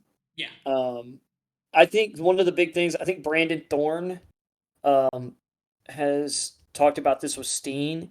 It's just about he needs to improve his anchor. It was I want to say what he was talking about was maybe I'm trying to remember if it was core strength or if it was lower body. Mhm. It was or no, it was just his balance. He said he has all the strength, he just needs to. It's about his foot placement. Like if you can get his lower body mechanics right, his anchor's perfect. I think that's also a good point for Broderick Jones as well. yeah. Yeah, and we do have a question. Mhm. You guys are talking about the center class. Do we draft one for David Andrews' replacement in a late round? David Andrews is getting up there in age. I actually think the guy that we brought in last year, the what was it? It's either the Michigan guy or the sorry, it's Cody Rus- Russi, no, it wasn't Rusi. It was oh God, what's his name? It's not Andrew Stover. Andrew- It's the, Chasen Hines. I think Jason is it Hines Chasen from Hines played LSU. center? No, he No. played guard at LSU. He was a guard at LSU. Okay, then Stober's the guy I think Well, who played Stuber center. played tackle at Tackle. Stuber was tackle. Michigan. Oh, okay. Then I guess I'm thinking Yeah. of Rusi then. Yeah, I mean, if that's the case, then yeah, I mean, this center class, just to kind of take a quick gander at it, is like, I mean, Joe Tittman, physically fantastic, probably actually going to be a round 1 guy ahead of John Michael Schmitz, but If there is a Cody Moak in this, Cody Moak. If there is a Cole Strange in this class, it's Joe Tittman. yep, Like in terms of guy who's not getting any first round pub who ends up in the first round, it's Tittman. yeah. I mean, he's just physically down. He's like 6'6" as a center, Mm-hmm. and his snap to 317. stance is insane, and I mean, just physically He dominant. is wild, man. Yeah. And I mean, John Michael Schmitz is kind of the guy that's been talked about as the center one. Very technically sound, very violent run blocker. You love it. You love to see it. Even down to we were talking about Alex Forsythe. Juice Scruggs could be a dude we could take late, and I think we could absolutely develop. Ricky Stromberg is a dude I really like a lot. Luke Weipler has very clean tape and actually is my comp to Andrews. Alusaguna Luatini is kind of lower on the board. Actually, it's Very scary how similar to Andrews Luke Weipler is. Yeah. Except he's a little more athletic. One of the most interesting players in the draft, Spencer Anderson, has true, no kidding, 5 position versatility. And that's not just saying like he says that. Like legitimately, he's taken snaps at center, both guard positions, and left tackle and right tackle over the last 3 seasons at Maryland. Mhm. So I mean, you want to talk about a flexible player? Spencer Anderson is probably the most flexible player of any of the offensive linemen in the draft. But Great size, like solid mover. He could be a steal. Because of his draft range and his size, I comped him to a guy who was a rookie last year, drafted out of the University of Tennessee, Cade Mays. Cade Mays was a 5-star recruit out of high school. Played. I actually believe in his college career he played pretty much every position. If he didn't play center, it was the only one, but he can do it. yeah, But you're talking about a guy who could play, or who was able to play pretty much everywhere. That's Anderson, yep, and they're going to get he's going to get drafted like middle of day 3 probably, unless someone really really loves him. But considering Zach Tom fell to the 4th round somehow last year, I could see Anderson slipping to like the early 6th round, yeah. late I mean, 5th. yeah, exactly. But to answer your question about centers, I mean, I don't think David Andrews is like. I think David Andrews retires within the next, probably 3 or 4 seasons. I don't necessarily see him as a guy who's going to be quitting within the next year. I mean, how old is he? It's like 30, 31. If he's 30 at center, like center is one of the best aging positions in the league, you're probably not going to have to worry about that until the end of whoever you would be drafting on day 3, like the end of their rookie contract's going to be probably over or ending by the time like Andrews is deciding to hang it up. Now maybe the Patriots have moved on from Andrews by that point, but if Andrews is still kicking, he's also not the kind of guy who's going to be asking for you to break the bank either, because he's not like an elite center.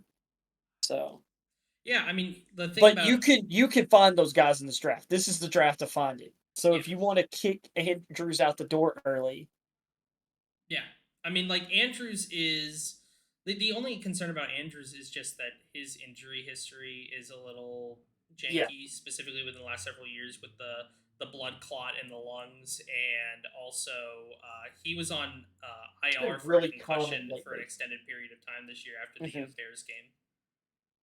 But I mean, Mhm. I think he's a guy who could last a pretty long time for the Patriots, even now when he's in his 30s. So, and he is a leader in the clubhouse. I don't see him being a guy who's going to be demanding a bunch of money and then leaving. Yeah. So we have another question. So the question here, a little bit broader of a scope, so we don't have to spend as much time on it. Is this the best draft ever? Every position seems to be considered, quote, really deep and talented. And I'll chime in with my own thoughts here. No, this is not the best draft ever. And I will put that squarely on the quarterback class to start. This is not a quarterback class that like could be compared to previous years as being really awesome. It's probably better than like 2013 and some real rough years like that, but It's better than last year. it's better than last year. It's probably better than the Yeah. 2019 class with Kyler Murray in it. Yeah. Like it's a but good quarterback class. it's a good quarterback class, but it definitely doesn't have the We've hype seen better. that Mhm. the Baker Mayfield class had. That class had a ton of hype going into it. Oh my god, It yeah. definitely doesn't have the hype of the Mac Jones, Trevor Lawrence, Justin Fields, that group. Yeah. Nowhere near the hype of That's those just guys. nuts. So keep that in mind. That's one big thing. So no one's really going to look back on a draft that had not a great QB class and call it the best draft ever. Yeah. Some positions are having great years. This might be the best cornerback class ever. Yeah. Yes. It's incredible. Running backs are having a Oh, all-time so deep. year. It's It's a a fantastic Like- class. the way I would comp it to is this is the running back class to be the heir to the 2017 class, which had 2 like top 10 picks and then just a bunch of guys. I mean, like that's the Fournette, McCaffrey, Kamara, Cook, Kareem Hunt, like running back class. And I mean, hell, like This projecting class- into the future, next year's running back class is also kind of insane. But yeah, I thought last year's class was sneaky deep too, but this has a ton of guys. Like we're looking in like our teens at running backs, and it's like, how do we have these guys this low? And it's Yeah, like, so, it's 'cause real these quick. guys are above them. Yeah. If you want to go to the running backs, I put them in a tier list the other day. Running backs 1 through 3, Bijan, Gibbs, Charbonnet. Those are your true, no kidding RB1s, right? You get to 4 to 10, and those are the guys that are the lead back in a running back by committee room. Okay, so they're still splitting categories, but they're getting the majority of those splits. Then 11 to 21, that is the second guy in that committee running back room. So you'd have like a room of Spears and Hull, and that's your running back room, right? And then you get to 22 through 24, 22, 23, 24. Those are the RB 2 or 3 guys, and then 25 down to 29. That's kind of the, if they make the roster, they're getting 1 to 2 carries a game, if they're even dressing. But again, still talented guys. My just 2 cents on this the question of best draft class ever, whatever. It clearly isn't. It's a lot weaker than the past couple years. It's less of the position, but it's more of, okay, 256 guys are going to be picked no matter what, plus UDFA's, plus whatever. It may not be the strongest, no, but you still have to look at it in perspective. I don't. Well, this would be, if we're just looking at the draft as a whole. Is it the best draft ever? I mean, I would say no, but I mean, to judge that, you really have to wait like 5 years Like, in the yeah, future. 5-6 years. Second exactly. contracts is the I'll say one you this. can make the evaluation. For looking at drafts for as many years as I have, if I'm looking at the deepest corner, like the deepest and also an elite top heavy corner class, like we've got an elite top and a deep class. Tight end. You want to talk about the definitive greatest tight end class of all time. This is it. Like even more so than the corners. We're talking I look at this tight end class and last year's class was really good. I liked it. I thought it was deep. You literally have that class got copy and pasted this year, and then you just added 5 elite tight end talents on top of it. Yep. Who are better than anyone drafted last year. And I would argue I would take Zach Kuntz over any of the guys drafted last year, personally. For those who care, San Diego State just beat FAU by 1 point. Damn. Crazy. Good for them. The offensive line group, the tackle class is really top heavy. Yep. There are some interesting players, like as you go down, but a number of those guys are probably going to get kicked inside the guard. The interior line class is really good, especially center. But center's not always the most highly valued position group. If we're talking edge, this is a crazy deep edge rusher class. It's not quite as top heavy as last year, but I think it's one of the deepest classes ever. So it's like maybe at the top, it's not the best draft class ever, but it might be one of the deepest ever. Yeah, kind of quoting full-time ref hater. It's a very deep class, but you don't have the blue chip at the top. I mean, maybe. At certain positions, yeah. I would still say running back and corner, absolutely. Tight end, absolutely blue chip talents with those three rooms.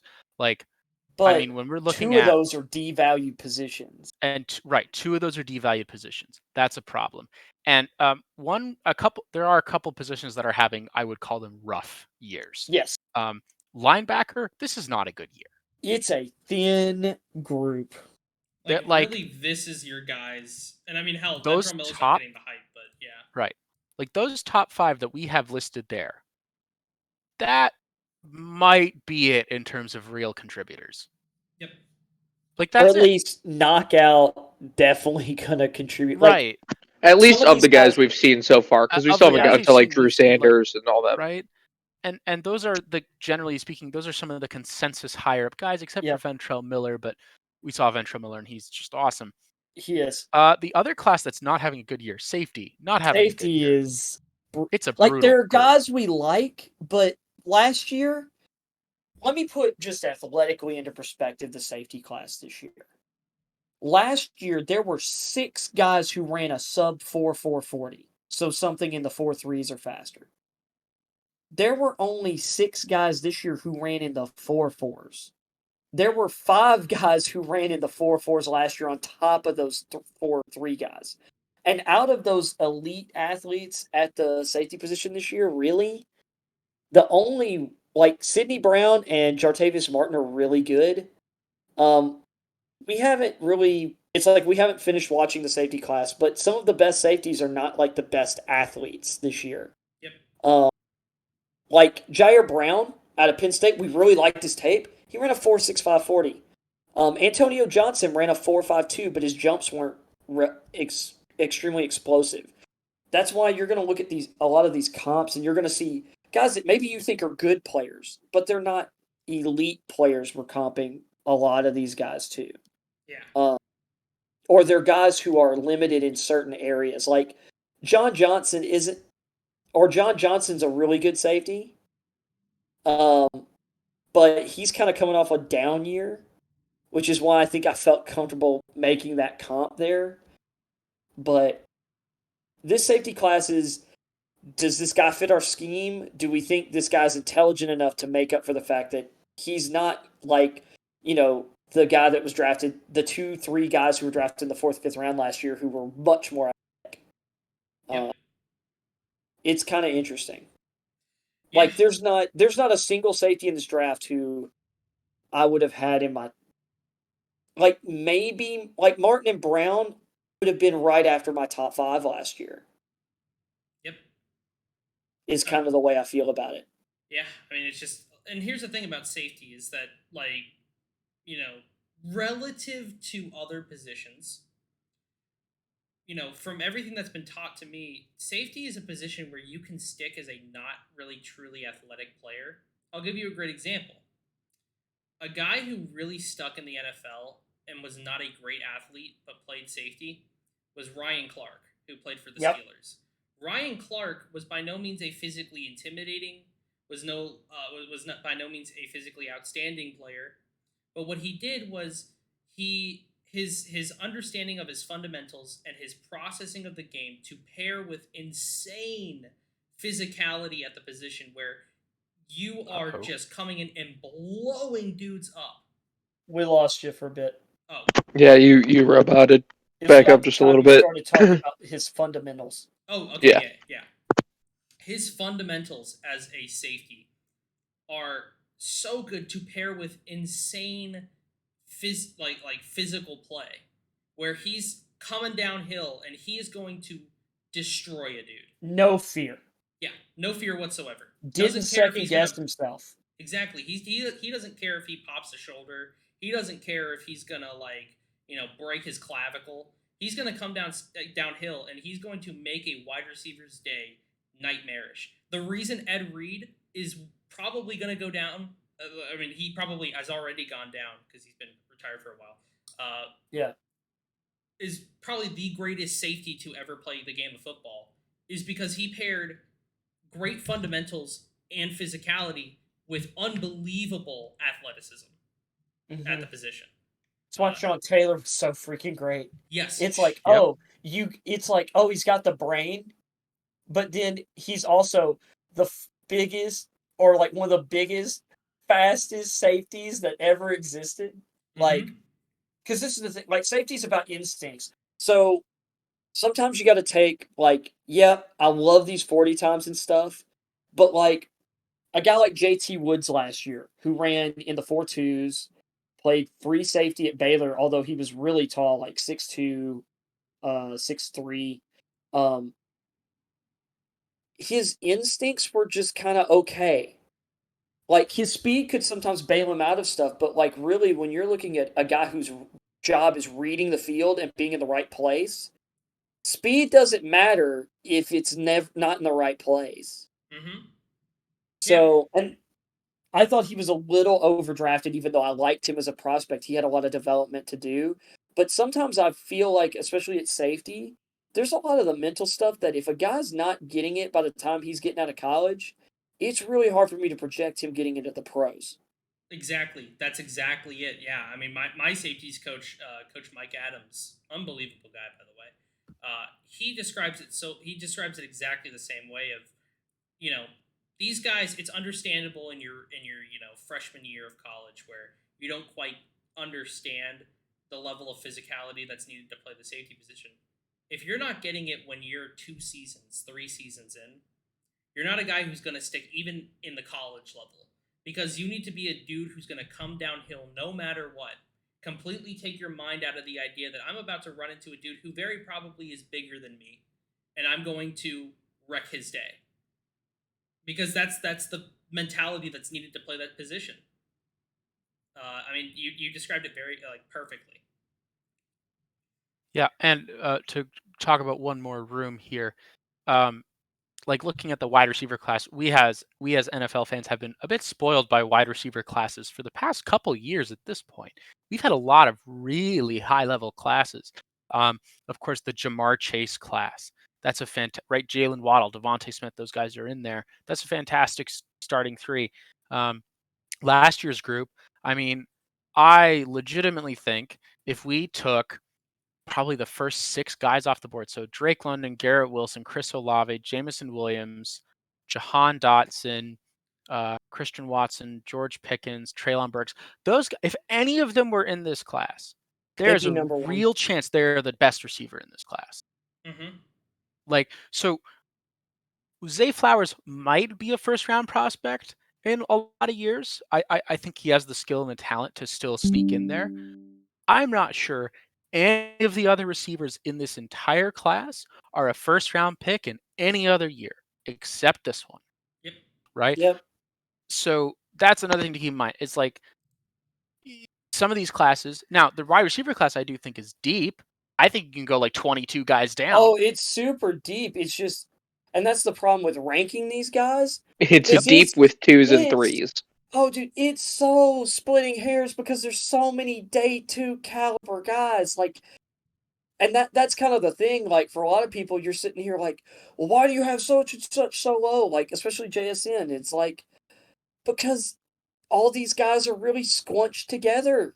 Like, Mhm. Yep. it's just this really big, fat day 2 tier of guys. Yeah. In my humble opinion, I say Yep. humble. In my wants to be humble opinion. Yeah. I mean, We have bumped JSN since we've last done this, though. But Yeah. point being, this to answer the long way around, is this the best draft class ever? No. Probably. No. There are drafts that I think just kind of stand the test of time looking back. I think that 2011 draft people still look at pretty intensely as one of the greatest drafts ever. Mhm. Despite the fact that there were so many failed quarterback picks in that draft. Yep, the In the talent first at all the round. other positions was just Well, in 2018, ridiculous. And then 2018 the was second also round, crazy. well, the second round quarterbacks kind of helped that though too with Dalton and Kaepernick. Mhm. Yep. Which I was higher on both of those guys than most of the guys that went in the first round outside of Cam Newton. Yeah. The 2014 class, still a pretty good class Mhm. overall, looking back on things. 2018 looking to be pretty strong. But we get to So look I wouldn't back. call this the best draft class ever. I think there are positions where it might be. Tight ends, Yes, corners, running absolutely. backs, all have a Mhm. real shot to be there. Other positions, linebackers, safeties, you're I will pushing Wide it. receiver, yeah. I will give this one caveat to the receiver position. The 2019 class was looked at very polarizingly as well. Very much like this one. Yep. Like that's of course Hollywood Brown and Keel Harry Yep. went in the first round. Like Harry snuck in, to my surprise. But I was also higher on the receivers in that class. I thought AJ Brown and DK Metcalf, and Debo Samuel were first round receivers. Yep. I thought Brown was really fast, but I looked at Brown, like the way people talk about Jalen Hyatt. Hollywood Brown was a even less refined version of Jalen Hyatt, who had an even harder time with press. So it's kind of funny hearing like the talk about Hyatt now when I remember the talk about Hollywood Brown back then. But I didn't think Brown was a first round receiver, so it's hard for me to argue that Hyatt is, and that's why I don't, because I see him as a round 2 receiver. Yep. And Hollywood but- Brown, of course, the more shocking thing was not even that he got drafted in the first round. It's that a couple of years later, when I thought it was pretty clear that he was obviously not really worth the first round pick, he got traded for one anyway. Yeah, not just a first. It was a first and a fourth. Yeah. Yeah. So he got that the was same price as AJ Brown. yeah. I don't know Jeez. how Amari Jesus. Cooper was the traded for world- less. I don't know. I mean, I know the guy who was running the Cardinals at the time, Steve Keim, has since stepped down. That's a fleece of a trade Yeah. from the Ravens. That was a Oh, scam. yeah. So Oh yeah. this receiver class, who knows how it'll be looked back on. There are some guys that came in extremely hyped 2 years ago, right? People looked at people like Keishon Butte. There were a lot of people who thought he was going to be wide receiver 1 with the bullet. Me included. Right? Jackson Smith and Jigba obviously had a mega productive 2021 and then spent this whole year injured with a soft tissue injury, right? And so guys like that, it's like, okay, when those Quentin Johnston, I think a lot of people had a lot of hype about him, and then they started watching him play, and they were like, It's wait like, a minute, oh man, yeah. not as great as we thought. And then his so- measurables aren't as incredible Yep. as we thought, because he's Yeah, not exactly. as tall or as long. And so you look at, last year's group: Drake London, Olave, Wilson, Burks, Pickens, all those guys, and you look at next year's group. right? Christian Watson too, right? You look at next year's group and you see, oh man, that's Marvin Harrison Jr. That's the kid from Oregon. I'm totally blanking on his name. Franklin. Oh my Yep. god. That's the Franklin kid from Oregon, right? You look at next year's class and you're like, oh man, that one's really loading up. Who knows? Maybe Xavier that's Worthy and Isaiah Guys. Nair from Texas. I'm eligible next year. Come on. Hell yeah. no, so who knows? Maybe Yeah, that I am class returning from my senior takes year the as well. same, So dip. Maybe things go wrong and production falls off a cliff for those guys. But right now, it's looking like the 2024 class of receivers and 2022 class of receivers are going to have really high level guys at the top. Well, and this class just mhm. it just doesn't have it. This It class just, it doesn't just have doesn't. the potential generational talent. No, it Which just doesn't. next year, Marvin Harrison is that elite generational talent. Like, of course, or in 2020, the 2021 class, who's the or like, I don't know if anyone considered anyone generational, but there were some guys like Christian Watson had the potential to be generational. He just came from an FCS school, but he had all the physical traits. Yep. But you just had a bunch of like great receivers with great production and very minimal question marks. Where like the top guys this year, it's like question marks everywhere because of Butte's off the field stuff, JSN getting injured.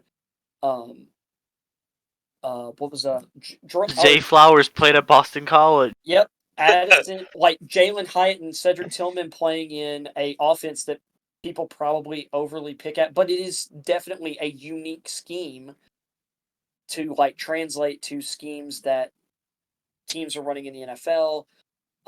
Jordan Addison transferred from Pitt and ended up not having like the insane season you would have expected from a guy who played with a guy who won the Heisman Trophy. Mm-hmm. And from a receiver who won the Biletnikoff the previous year. Yeah, I mean, his production was halved. Despite being in arguably more friendly offense and confines, it's kind of weird. Yep. Josh Downs is just short, you know? Josh Downs is just short. I love Downs. Downs is is one of my dudes. Like, I will die on that hill. I'll tell you what, when people look back and they talk about this draft class, the one thing they're going to say is, how the hell did Jonathan Mingo fall to the second? Yep. Or the third. Also, I enjoy how this is the offensive lineman stage, and we have been talking about wide receivers for like the past half hour. We got a broad question about is this the best draft class ever? And that's... And we had talked about the offensive line class. Yeah. We did. We're also we're almost an hour over as well, so. Yep. Yeah. Ooh. Sightless. I don't run this server. They can, it's like Canada and Doug. Explosion can call this, you know? Yeah, it's Doug's fault. Sightless, I gave you an invite if you want to come up. He denied it. Fair enough. Sightless is requesting to speak. I'm hitting invite. You should just be able to hit that button, and it says like, accept. Yep. Sightless, if you're on your phone, one thing I noticed last week is you have to click on the stream so it goes full screen before you can click it. Nobody say it. Nobody fucking. I'm holding back so hard. There he is. Now he's on. Sightless is a Bears fan, everybody, in case you were wondering. Yeah, his GoFundMe is in his bio.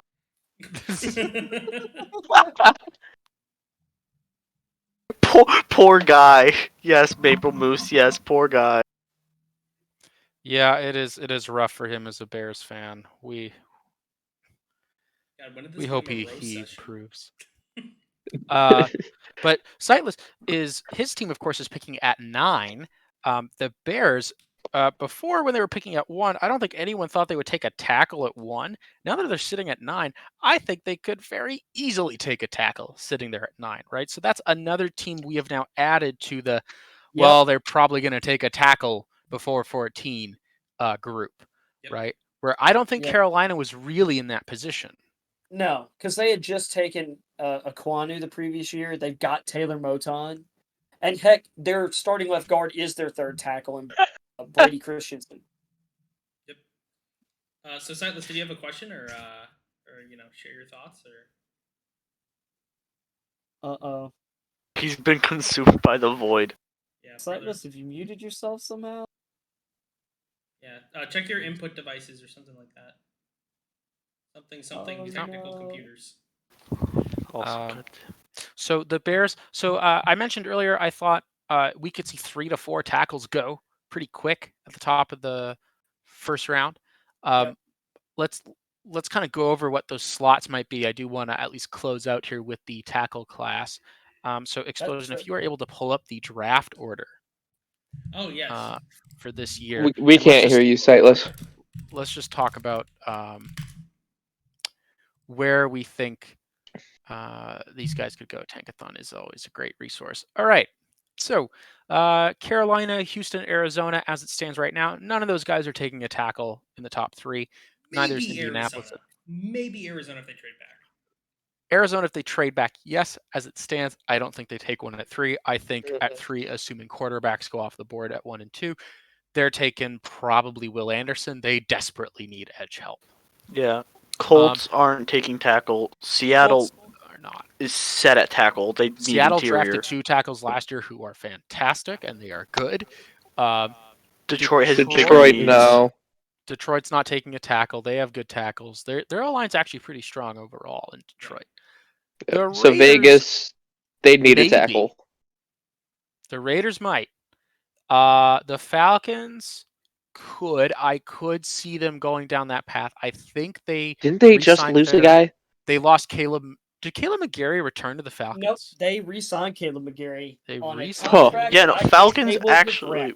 One of the Falcons' strengths is their O-line at this point. Mm-hmm. Okay, I mean, so Jake Matthews is. Can you hear me? There we go. Okay, that is weird. I had to leave and come back. But yes, what I was trying to say is that the Bears are probably taking Skoronski at 9. In all honesty, unless like Tyler Wilson falls. Yep. I don't think they're in on Jalen Cotto. How did Miami lost because they like Tom Brady a little too much. That's a great way of putting it. Yeah, basically they tampered. They met with him when they weren't allowed to. Him and Sean Payton. Yeah, him and Sean Payton. So the Raiders, in the market for a tackle.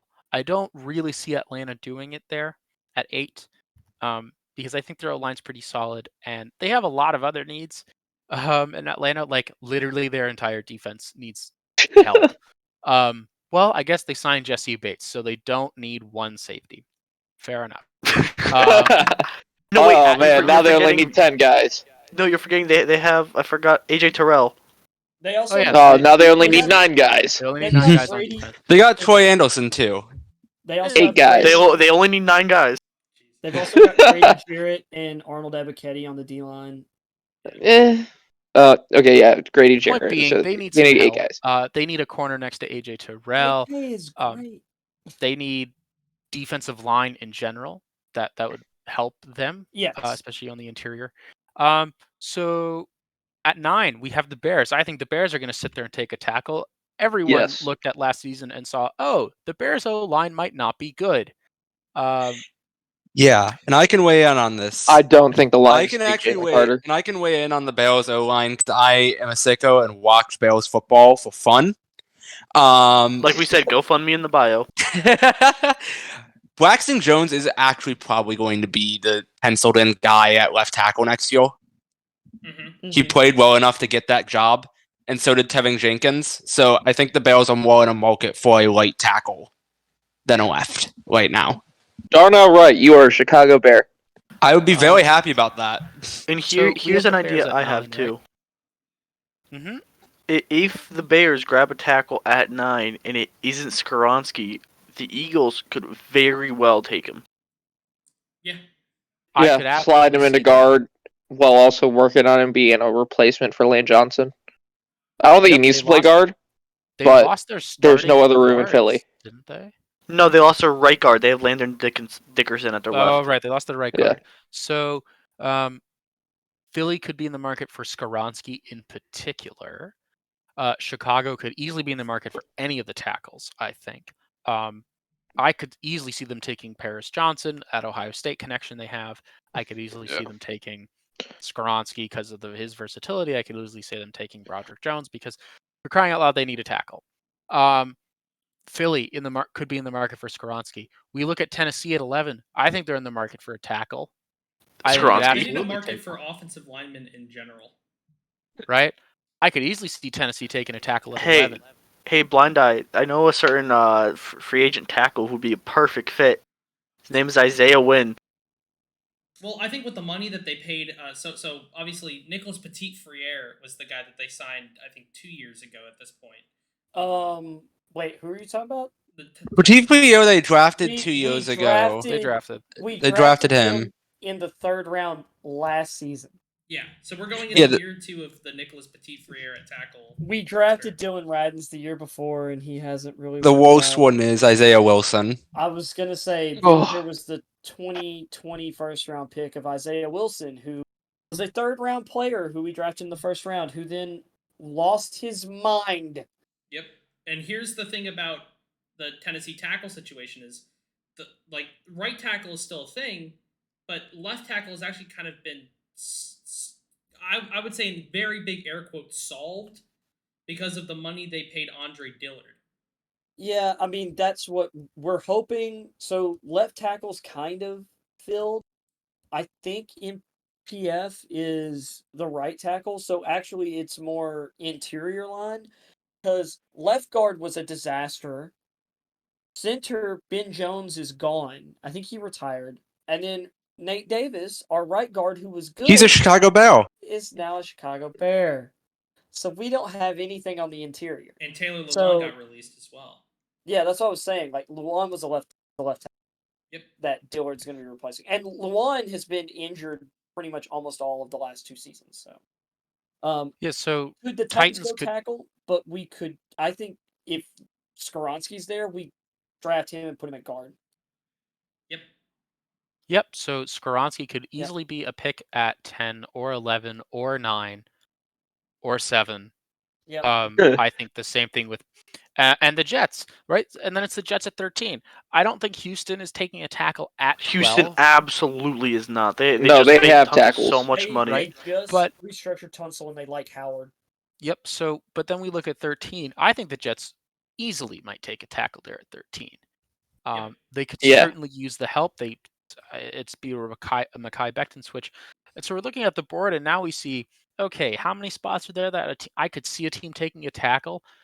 7, 9, 10, 11, 13. And if Arizona trades back at all, let's say they traded back to Atlanta's spot, I could see them doing it too. Well, Right. here's I the don't think so. They've got Jones and Humphreys. here's the thing for me too. With Houston at 12, they already grabbed their biggest need, whoever they thought it was, with their QB at their first pick. You would look at a team like the Steelers, who are very much in a situation with the Titans and the Bears, where just give them any O-line for the love of God. And you look at that. And over this, they're taking Anton Harrison. Well, yeah, but like theoretically, if they really like one of the people, what's stopping them from just trading up to 12 or 13? I will say the only thing that's kind of getting in the way of that theory is that the Steelers don't trade up. I don't think I've ever seen them trade up for a pick. Devin Bush. That is true. That's true. It did not work out. That's And true. they've It's got It's another a new, scarred. and they have a new GM since then. Mm-hmm. Now he was in the building. I think he was their director of college scouting, but that's their new GM. I feel like he's going to lean on his ability to. I believe he's going to lean on the scouting department and not push his way up the board.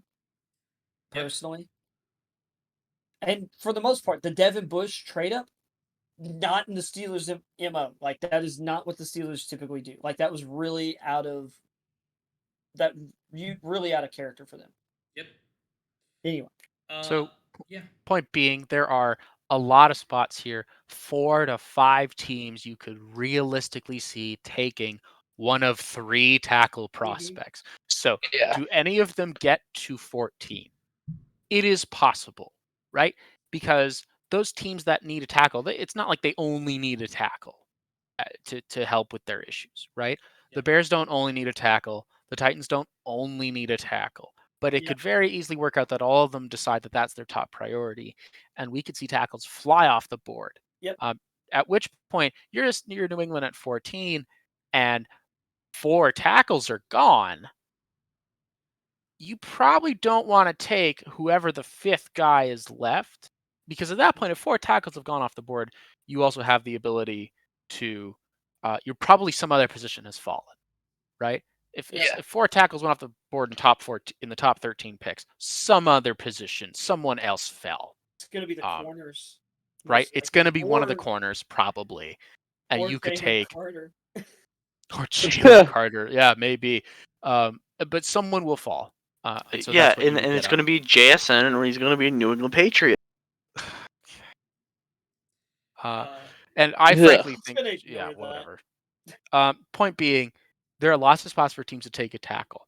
It's going to be very, very interesting to see how this top 14 picks works out, because I think it can go a myriad of different ways. I think there are a lot of possibilities. Like, if you guys remember the 2021 draft with Mac Jones and Trevor Lawrence and Zach Wilson, those guys, I think you could pretty much pencil in, I think most people did, the top 15 or so picks, right? Everything up to New England and Mac Jones. I think you could pencil those in pretty much before the draft and get them right every time. It was pretty easy to mock draft that one out. I think everyone kind of knew how the order was going to go. I think everyone knew it would be like, oh, Trevor Lawrence, Zach Wilson, Trey Lance. There was some debate about whether it would be Trey Lance or Mac Jones at 3, but by the end it was Trey Lance. Everyone kind of knew Pitts was probably going to Atlanta at 4. That's what the rumors were saying at the end. You could kind of pencil those in. This draft, you cannot do that, right? Yep. I don't know if Houston likes CJ Stroud enough to take him at 2. I don't know, right? If Carolina sat there and didn't take Stroud at 1 and they took Bryce Young and that was Houston's guy, well, now what is Houston going to do? Yep. Right? Houston might take someone else. And, suddenly is someone trading up to 3 with Arizona to try and get Stroud? And, what is Indianapolis doing? Are they taking a quarterback? So this whole first round is going to be pretty wild. I don't think any of us have a real idea of how it's going to play out. I think that's why you see so many mock drafts with just crazy different orders, right? Mhm. I've seen mock drafts, for example, like Miles Murphy going in the top 10. I've seen him not going till 30. It's just, this whole first round is going to be wild, and this top of it is going to be interesting to watch. So will a tackle make it to 14? No idea. Maybe, maybe not. I lean towards maybe not, but there's a real option that they do. We have spoken for the past while just to tell you we have no fucking clue. No, and the thing is, no one has really a clue. Even like last year was an interesting one because of like the Niners moving up. Everyone knew those first 3 picks were going to be quarterbacks, and Kyle Pitts was just the most talented player who wasn't a quarterback last year, or I mean in 2021. I shouldn't say last year. I mean 2021.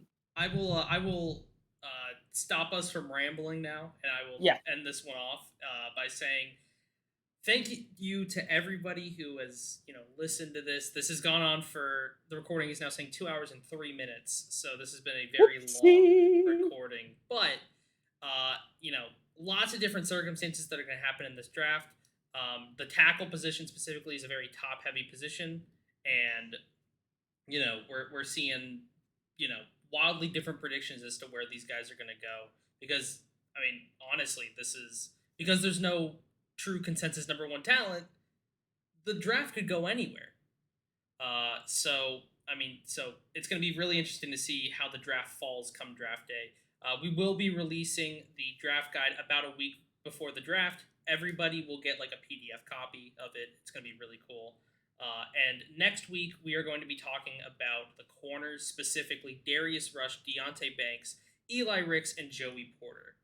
So it's going to be a lot of fun. So get hyped for the corner class. I one love other thing Ricks. to note, draft coverage from our server here in Pats Nation, we are going to do something for it. We are still working out exactly the format of how we are going to cover everything. We'll certainly have, standard draft chat spoilers, draft chat, no spoilers, but we do intend on doing at least for the first round, kind of a live reaction show for people to listen in on if they want. It So also we helps will be prevent doing- spoilers. and it'll help prevent spoilers. So we'll do something in here. We're still working out the format and what day 2 and 3, any of those will look like, if they'll have anything at all. So keep on the watch for that. We are planning draft coverage, especially in round 1. And once we have that exactly figured out, I will certainly get that information out to you guys in updates. And should be a fun time. Yep. Alrighty, guys. Well, it was fun, and we'll see you next week. Same time. Alrighty. See you guys. See ya. See ya.